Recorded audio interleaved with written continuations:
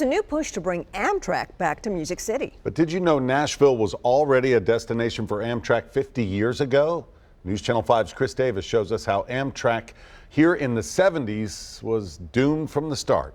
New at 6.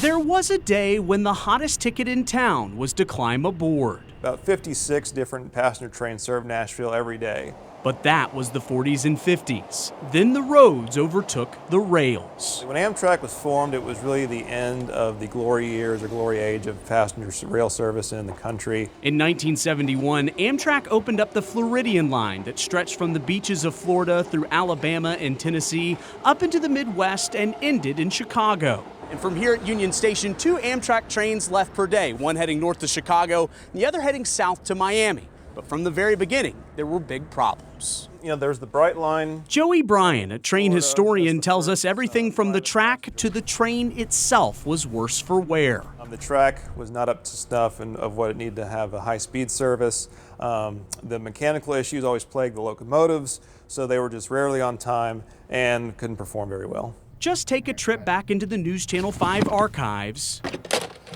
and you'll see the glory days these were not.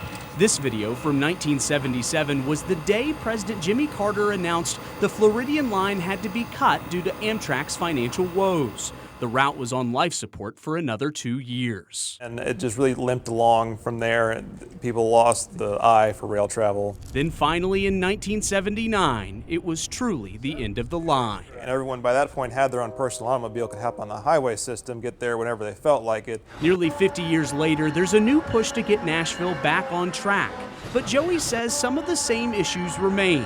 The tracks still need a lot of work. Plus, Amtrak has to do what they didn't do the last time. Get the public on board. You really need the public support and the public saying, yes, we want this for Amtrak to come back. In Nashville, Chris Davis, News Channel 5.